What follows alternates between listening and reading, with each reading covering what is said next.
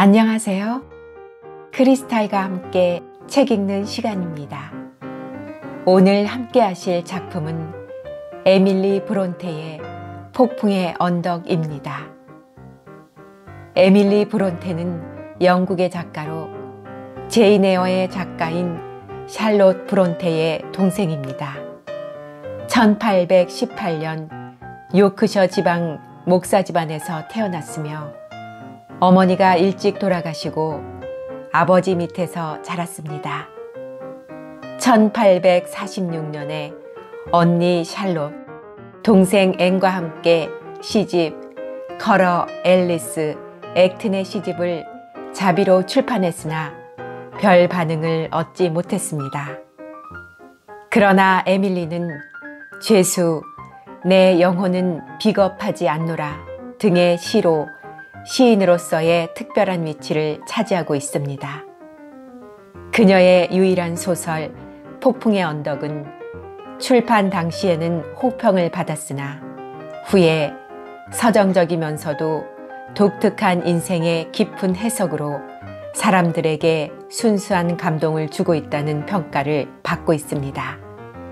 또한 당시의 작품치고는 교훈을 강요하기보다는 인간의 내면 세계를 그리고 있어서 어느 작품보다도 현대적인 감각을 소유하고 있다는 평가를 받고 있습니다. 이러한 점이 세월이 흐를수록 폭풍의 언덕이 사랑을 받는 이유인 듯 합니다. 1848년 술과 아편으로 사망한 오빠의 장례식 때 걸린 감기로 인해 몸져 눕게 되고 결국 병이 악화되어 그해 12월 29일 30살의 나이로 세상을 떠났습니다. 구독, 좋아요, 알림 설정 부탁드립니다.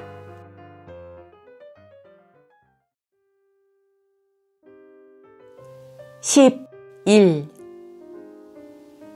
가끔 혼자서 이런 일들에 대해 골똘히 생각하다가 저는 갑자기 벌떡 일어나 워더링 하이츠가 어떻게 되어가고 있는지 궁금해서 가보려고 외출 준비를 하곤 했습니다. 힌들리 서방님의 행실에 대해서 세상 사람들이 뭐라고 하는지 알려주는 것이 제 의무라고 마음속으로 다짐하곤 했지요. 하지만 이제는 그의 못된 버릇이 굳어져 구제할 길이 없을 것 같고 제 말을 과연 옳게 받아들일지 불안해서 그 음산한 집에 들어갈 마음이 이내 사라져버렸습니다. 한 번은 기머튼까지 나갔던 길에 낯익은 그 집 대문 앞을 지난 적이 있었습니다. 저는 왼쪽 벌판으로 갈라지는 길목에 돌이 세워져 있는 곳까지 갔습니다.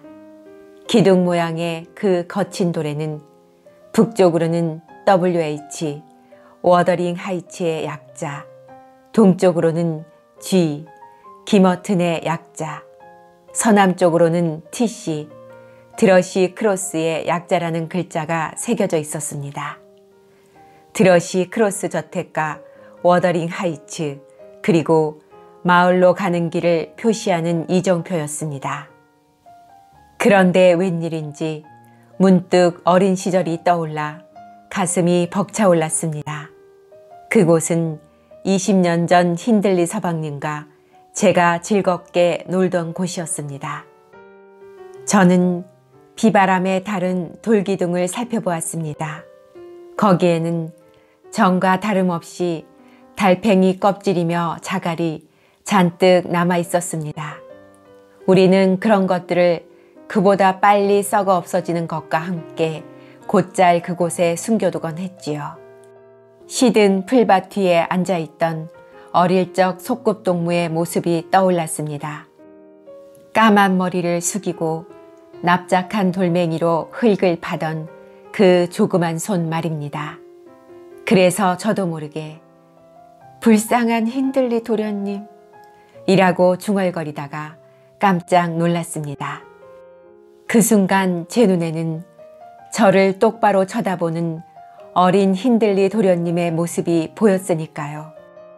눈 깜짝할 사이에 환상은 사라져버렸지만 저는 워더링 하이츠에 가보고 싶은 충동을 억누를 수가 없었습니다.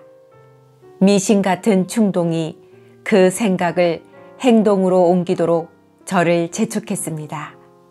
혹시 그가 죽었다면, 아니 곧 죽게 된다면, 그 환상이 죽음의 징조라면 워더링 하이츠가 가까워질수록 가슴이 두근거리더니 드디어 집이 보이자 팔다리가 몹시 떨렸습니다.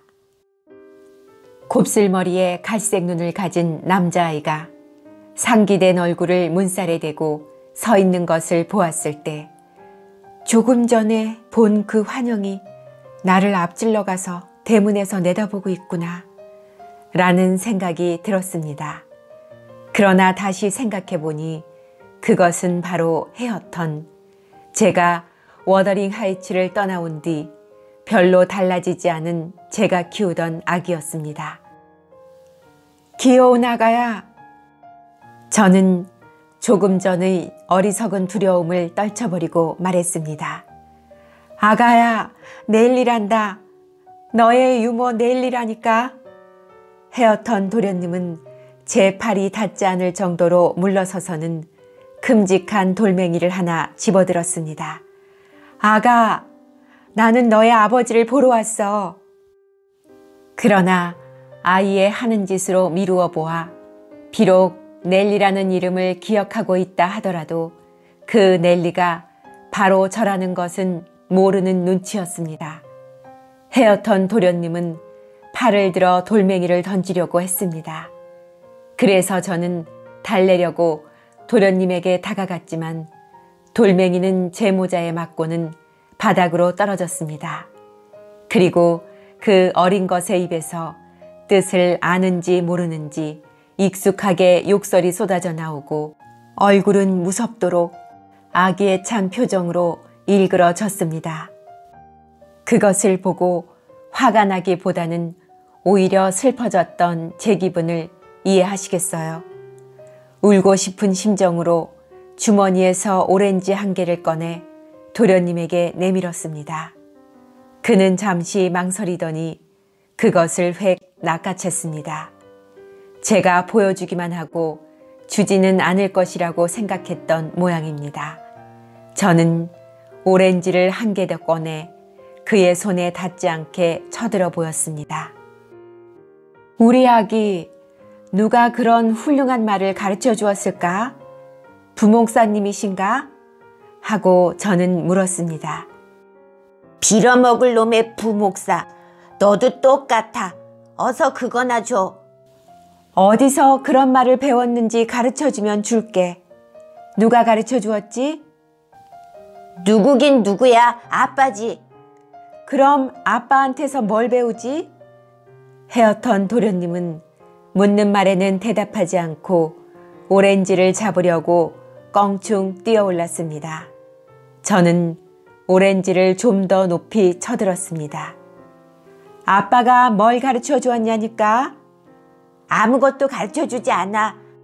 아빠 곁에 얼쩡거리지 말라고만 해. 아빠도 날 못 당해. 내가 막 욕을 해주거든.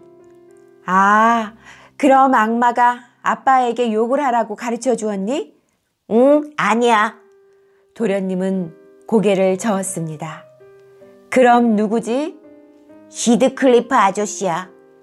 저는 히드클리프가 좋으냐고 물었습니다. 도련님은 응 하고 얼른 대답했습니다. 그를 좋아하는 까닭을 묻자 도련님은 이렇게 말하는 것이었습니다. 몰라. 아빠가 내게 뭐라고 하면 그 아저씨가 아빠를 혼내주거든. 아저씨는 나더러 하고 싶은 대로 해도 좋다고 했어. 그러면 부목사님이 그를 가르쳐 주시지 않는단 말이야? 응. 그런 자식은 문지방을 넘어서기만 하면 이빨을 뽑아서 목구멍에 쳐넣겠대. 아저씨가 그랬어.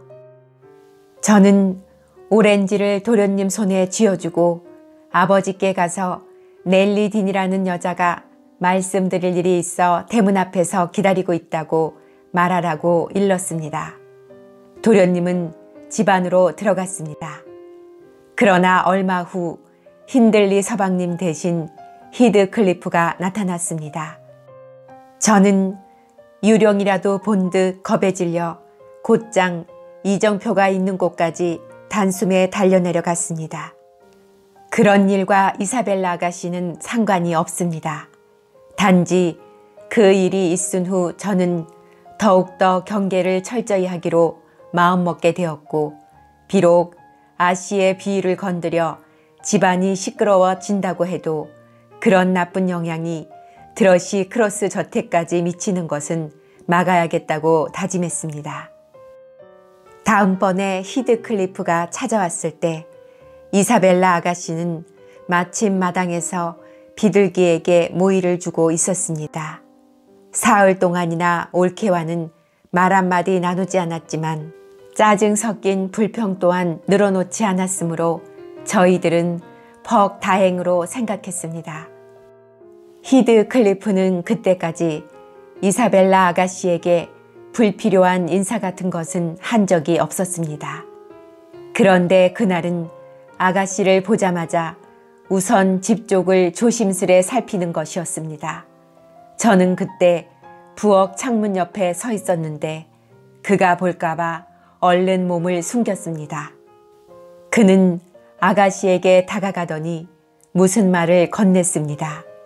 아가씨는 당황해서 자리를 피하려고 하는 듯 했는데 그가 앞을 가로막고 아가씨의 팔을 잡았습니다. 대답하기 곤란한 질문을 했는지 아가씨는 얼굴을 돌렸습니다. 그는 다시 집 쪽을 흘끗 보더니 아무도 보는 사람이 없다고 여겼는지 뻔뻔스럽게도 이사벨라 아가씨를 껴안으려 했습니다. 유다 같은 놈, 배신자, 위선자에다 교활한 사기꾼 같으니 하고 저는 소리를 질렀습니다. 누구 말이야, 넬리? 바로 옆에서 캐서린 아씨의 목소리가 들렸습니다. 창밖에 두 사람을 감시하는 데 열중하여 아가씨가 들어온 것도 몰랐던 것입니다. 저는 화가 나서 대답했습니다. 저기 저 뱀 같은 아씨의 몹쓸 친구 말이에요. 아, 우리를 못 본 것 같아요. 아씨에겐 이사벨라 아가씨를 싫어한다고 해놓고 저런 허튼 수작을 하다니 무슨 핑계를 둘러댈지 궁금하군요.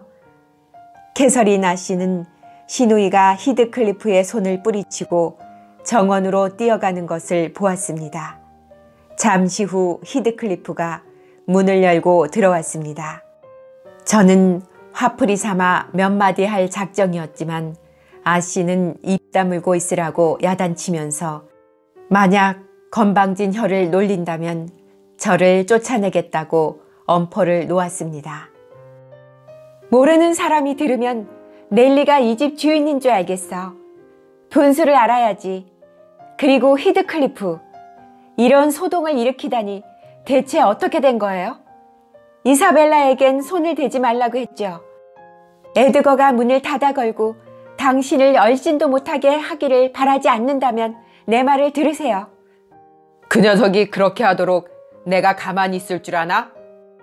그 흉악한 녀석이 대꾸했습니다. 얌전히 가만히 있으라고 해. 그 녀석을 천당으로 보내버리고 싶은 마음이 나날이 간절해서 미칠 것 같으니까. 그러자 캐서린 아씨가 안쪽 문을 닫으며 말했습니다. 쉿! 나를 괴롭히지 말아요. 왜 당신은 내 부탁을 들어주지 않나요? 아가씨가 계획적으로 당신에게 접근하던가요? 그게 당신과 무슨 상관이요? 그녀가 원한다면 난 키스도 할 수 있지만 당신에게 그걸 막을 권리가 없소. 난 질투하는 것이 아니에요. 당신을 진심으로 걱정하는 거예요. 그렇게 찡그리고 노려보지 말고 당신이 아가씨를 좋아한다면 결혼하도록 하세요. 그런데 당신 아가씨를 정말 좋아하나요? 솔직하게 말해주세요. 그것 봐요. 대답하지 못하잖아요. 아가씨를 좋아하지 않는다는 걸 난 알고 있어요. 그리고 서방님께서 누이 동생이 당신 같은 사람과 결혼하는 것을 허락하시겠어요? 하고 제가 끼어들며 물었습니다. 내가 승낙하도록 만들 수 있어. 캐서린 아씨가 잘나서 말했습니다.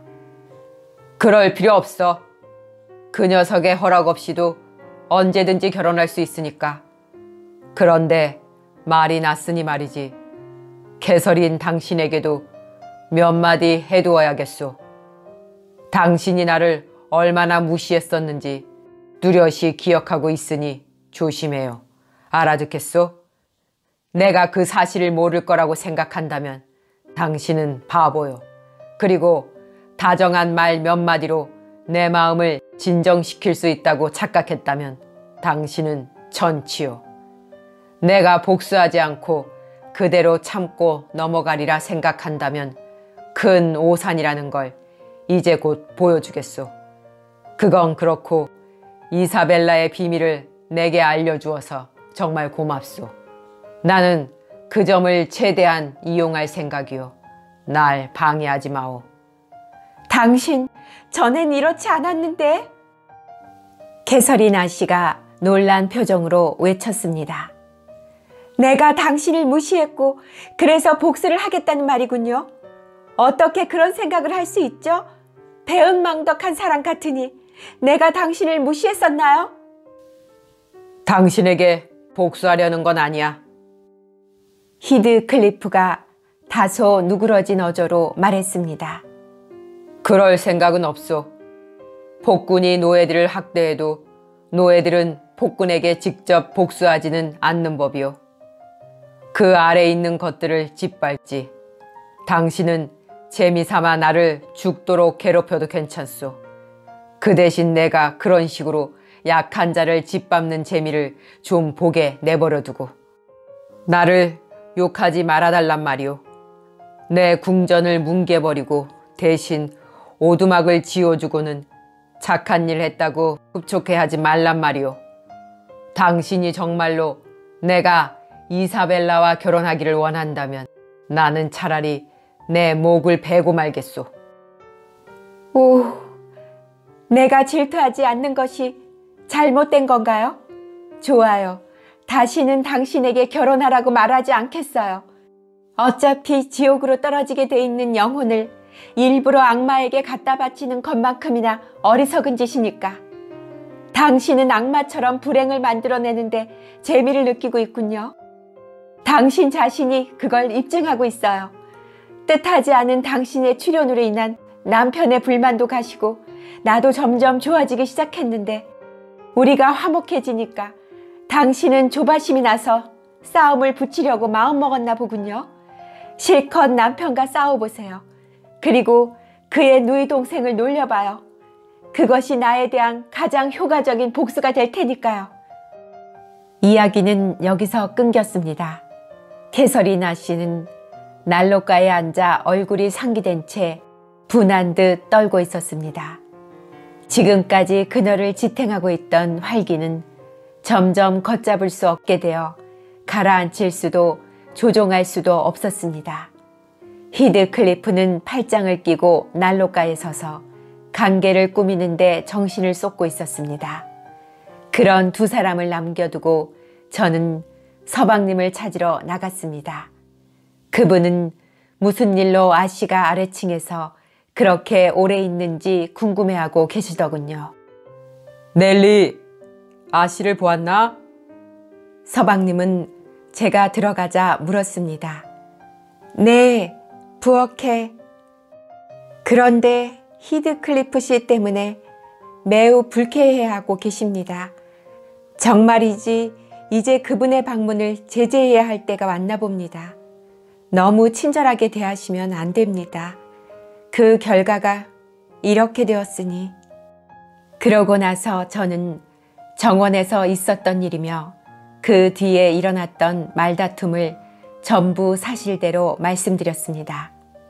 사실대로 이야기하는 것이 아씨에게도 과히 불리할 것은 없으리라고 생각했기 때문입니다. 후에 아씨가 지나치게 히드클리프를 옹호하고 나서서 스스로 불리하게 만들었다면 모르겠습니다만 서방님은 제 말을 끝까지 들으려 하지 않았습니다. 그분의 첫마디로 봐서 아씨에게도 책임이 없지 않다고 생각하는 눈치였습니다. 참을 수가 없군. 아내가 그런 녀석을 친구라고 하면서 나에게도 함께 어울리기를 강요하니 우스운 노릇이야. 가서 하인 2명만 불러와요, 넬리. 이 이상 아내가 그런 비열한 녀석과 말다툼을 하도록 내버려두지 않겠어. 지금까지 나도 참을 만큼 참았으니까. 서방님은 하인들을 아래층 복도에서 기다리게 한 다음 저와 함께 부엌으로 갔습니다. 부엌에 있던 2사람은 다시 말다툼을 하고 있었습니다. 캐서리나 씨는 한층 더 흥분해서 펄펄 뛰고 있고 히드클리프는 창가 쪽에서 머리를 숙이고 있는 것으로 보아 아씨의 격한 욕설에 다소 질려 있는 듯 했습니다. 서방님을 먼저 발견한 히드클리프가 아씨를 향해 입담을 나는 신용을 하자 아씨도 그 뜻을 눈치채고 얼른 말을 끊었습니다. 대체 어찌된 일이오? 서방님이 아씨에게 먼저 물으셨습니다. 저런 사람이 상스럽게 대드는데도 상대하고 있다니 당신의 예절관념은 유별나군. 저 사람의 말버릇이 의례 그러니까 별스럽지 않게 생각하는 모양이구려. 당신이 그렇다고 나도 그런 대화에 익숙해질 수 있다고 믿는 거요? 당신, 우리 얘기를 엿듣고 있었군요. 아씨가 서방님이 화내시는 것을 무시하고 경멸하듯 일부러 화를 돋우는 말투로 물었습니다. 히드클리프는 서방님의 말에 불끈하여 눈을 치떴지만 아씨의 말에는 웃음을 띄었습니다. 서방님의 주의를 끌려고 일부러 그런 것 같았는데 사실 뜻대로 되었습니다.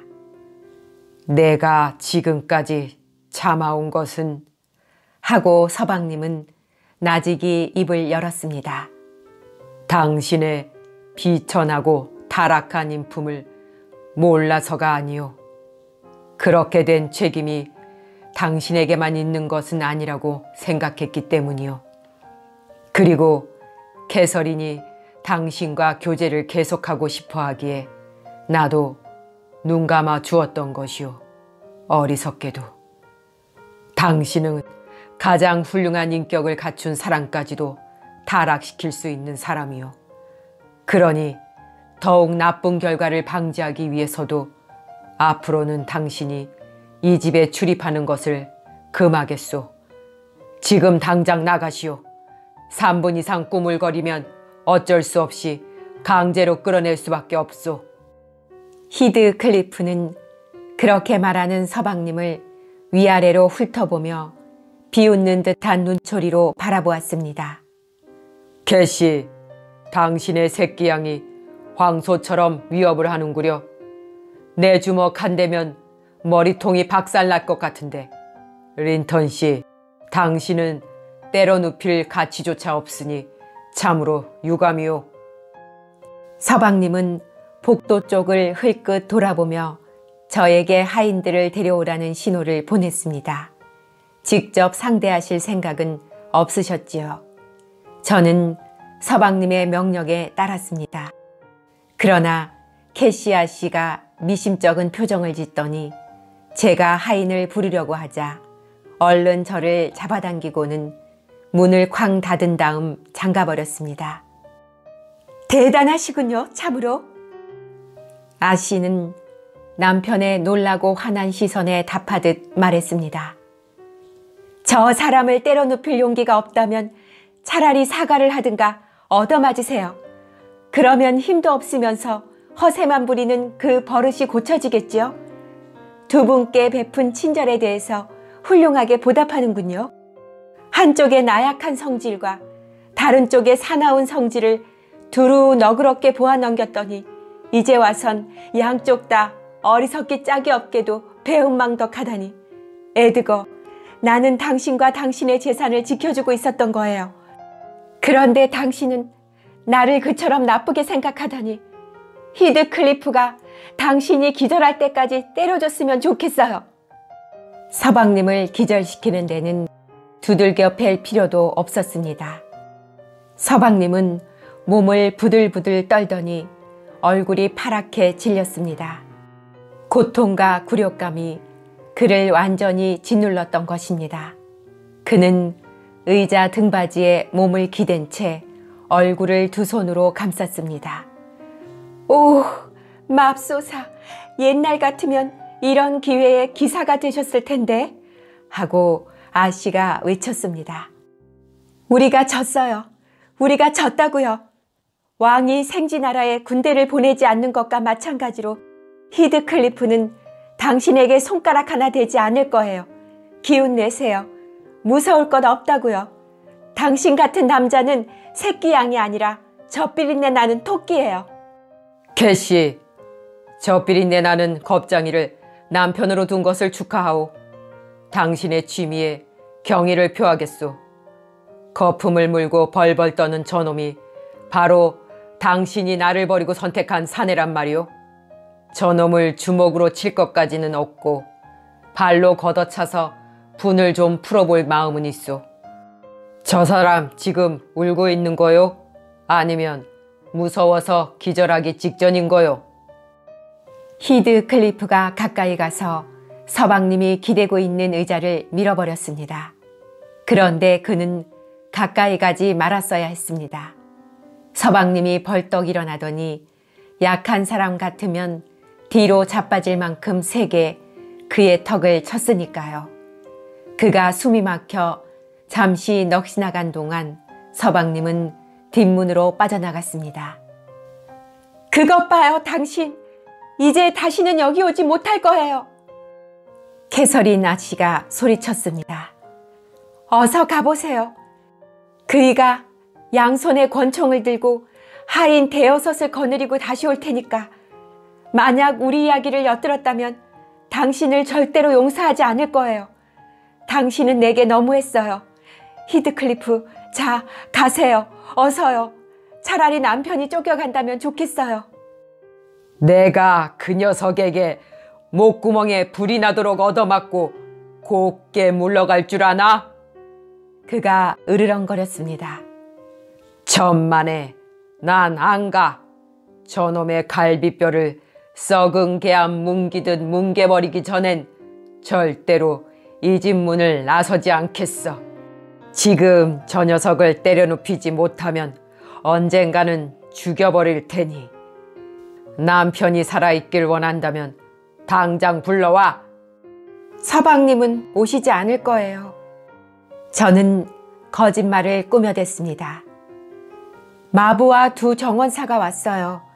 설마 그 사람들이 당신을 큰 길로 끌어낼 때까지 기다릴 생각은 아니겠지요?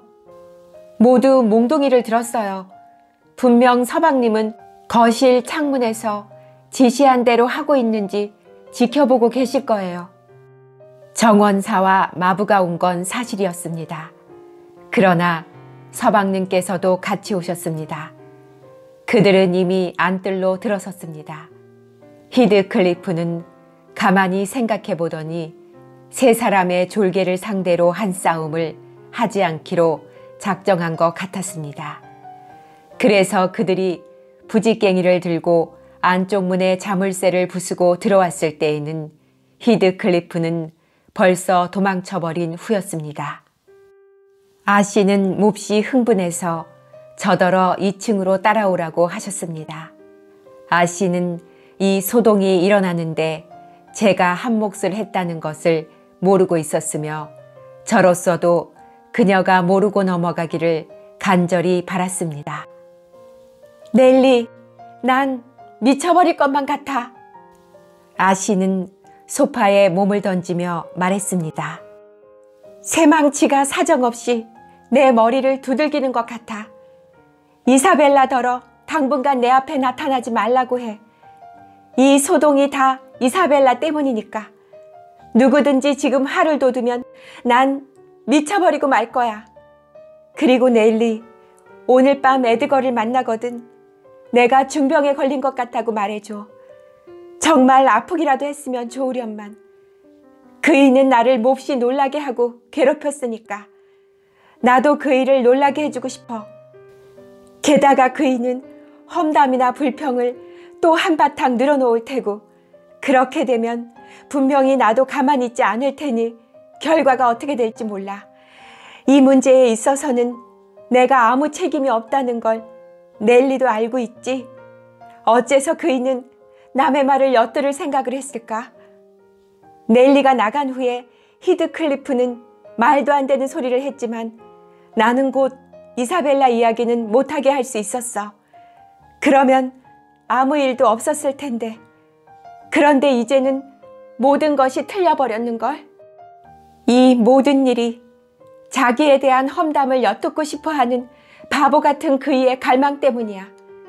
만일 우리의 대화를 엿듣지 않았다면 그이에게는 아무 일도 없었을 텐데. 정말이지, 자기를 위해서 내가 목이 쉬도록 히드클리프를 꾸짖고 있는데 영문도 모르고 그렇게 불쾌한 말투로 내게 시비를 걸었을 때에는 두 사람이 어떻게 되든 난 알 바가 아니라는 생각이 들었지. 게다가 어떻게 끝장이 나든 우리는 모두 기약 없이 뿔뿔이 흩어져 버리게 될 거라는 생각이 드니 더욱더 그럴 수밖에. 좋아, 만약 히드클리프와 친구로 지낼 수 없고 그이가 그렇게 비열하게 질투한다면 난 애를 태우다 죽어서 그 사람들의 마음을 아프게 해주겠어. 다급해지면 그렇게 하는 것이 만사를 빨리 해결할 수 있는 방법일지 몰라. 그렇지만 그 방법은 맨 나중으로 아껴두겠어. 그런 식으로 남편에게 기습을 가하는 건 싫으니까. 그이는 지금까지 나를 화나게 하는 것이 두려워서 조심해왔지. 넬리는 그이가 그 방침을 벌일 때 일어날지도 모를 위험과 불이 붙으면 미칠 것 같은 내 심정을 그이에게 각인시켜 주어야 해. 그렇게 무심한 표정일랑 거두고 좀 더 나를 위해 걱정하는 얼굴을 지어줬으면 좋겠어. 아무렇지 않게 듣고만 있던 저의 태도가 틀림없이 아씨의 우라를 돋우었을 겁니다. 왜냐하면 아씨의 말은 진심이었으니까요. 그러나 저는 자기의 감정을 이용할 수 있는 사람이라면 감정이 폭발하기 전에 의지의 힘으로 어느 정도 자제할 수 있으리라 믿었습니다. 그리고 저는 아씨의 비위를 맞추기 위해 서방님을 놀라게 해서 근심을 끼쳐드리고 싶은 마음은 추호도 없었습니다. 그래서 거실로 오는 서방님을 보고도 아무 말도 전하지 않고 나와버렸지만 그 후 내외의 싸움이 다시 시작됐는지 궁금해서 엿듣지 않을 수 없었습니다. 서방님이 먼저 말을 꺼냈습니다. 가만히 앉아 있어요, 개설인. 서방님의 목소리에는 노여움 대신 슬픔과 침울함이 스며 있었습니다. 곧 나가겠소. 싸우러 온 것도 아니고 화해하러 온 것도 아니오. 단지 오늘 이후에도 그 사람과 교제를 계속할 건지 듣고 싶소. 오, 제발. 아씨가 발을 구르며 서방님의 말을 가로막았습니다. 제발, 이제 그 이야기는 그만둬요. 당신의 차가운 피는 결코 뜨거워질 수 없군요. 당신의 혈관에는 얼음물이 가득 차 있지만 제 피는 펄펄 끓어요. 찬 것을 보기만 해도 핏줄이 꿈틀거린다고요. 묻는 말에나 어서 대답해요. 반드시 대답을 들어야겠소. 당신의 끓는 피에 놀랄 내가 아니오. 당신은 마음만 먹으면 누구보다도 냉철해질 수 있는 사람이라는 것을 난 아오. 히드클리프를 버리겠소? 아니면 나를 버리겠소? 나의 편인 동시에 그의 편일 수는 없는 법. 당신이 어느 쪽을 택할 것인지 나는 꼭 알아야겠소. 서방님께서도 완강하게 버텼습니다. 난 혼자 있고 싶어요. 하고 캐서리나 씨는 버럭 화를 내며 소리쳤습니다. 나가주세요. 어서요. 난 서 있을 힘도 없단 말이에요. 여보, 제발 나를 가만히 두세요. 아씨는 초인종이 깨지도록 흔들어댔지만 저는 천천히 들어갔습니다. 아씨는 성인이라도 참을 수 없을 만큼 분별 없이 신경질적으로 화를 냈습니다. 아씨는 소파에 누워서 팔걸이에 머리를 내리치며 이를 갈고 있었습니다. 서방님은 후회와 두려움에 찬 얼굴로 아내를 쳐다보고 있었고요. 그분은 저에게 물을 좀 가져오라고 하시더군요. 아씨는 숨이 막혀서 말도 못할 지경이었습니다. 물을 한 잔 가득 가져갔지만 마시려 하지 않았기에 저는 그것을 아씨 얼굴에 뿌렸습니다. 잠깐 사이에 아씨의 몸은 뻣뻣하게 굳어지고 두 뺨은 창백해서 마치 죽은 사람 같았습니다. 서방님은 잔뜩 겁에 질렸습니다. 별일 없을 테니 걱정 마세요. 저는 조용히 말했습니다. 저 역시 내심 걱정되지 않은 것은 아니었지만 서방님이 양보하는 것이 싫었거든요. 입술에 피가 묻었어. 서방님이 부들부들 떨면서 말했습니다. 괜찮아요. 하고 저는 냉정하게 말했습니다. 그리고 서방님이 들어오기 전부터 아씨는 광란의 발작을 일으키기로 계획하고 있었다는 말을 했습니다. 그런데 경솔하게도 목소리가 컸던지 아씨가 그 소리를 듣고 벌떡 일어났습니다. 머리카락은 어깨 위에 늘어지고 두 눈은 번쩍였으며 목과 팔의 근육이 묘하게 뒤틀려 있더군요. 저는 적어도 갈비뼈 몇 대는 부러지는 줄 알았는데 아씨는 잠시 주위를 살피더니 서둘러 나가버렸습니다. 서방님이 따라가 보라고 하시기에 저는 아씨의 방까지 따라갔지만 안에서 문을 잠가버리는 바람에 들어갈 수가 없었습니다. 그런데 이튿날 아침 식사 시간이 되어도 아씨가 내려올 기미를 보이지 않자 저는 음식을 갖다 드릴까 물어보려고 올라갔습니다. 아씨는 한마디로 그만두라고 거절했습니다. 점심때에도 차 마시는 시간에도 같은 문답이 오가고 그 다음날 아침에도 마찬가지였습니다. 서방님은 서방님대로 서재에 틀어박힌 채 아내의 상태에 대해 절대로 묻지 않았습니다. 이사벨라 아가씨와 서방님은 1시간 정도 이야기를 나누었는데 서방님은 히드클리프가 접근해 왔을 때 무서웠다는 말을 누이 동생에게 듣고 싶어 했으나 아가씨가 교묘하게 답변을 피하는 바람에 별다른 성과 없이 이야기를 마칠 수밖에 없었습니다. 다만 앞으로도 아가씨가 정신없이 그 몹쓸 사나이의 말에 부응하는 미친 짓을 한다면 남매 간의 인연을 사정없이 끊어버릴 것이라고 엄포를 놓았습니다.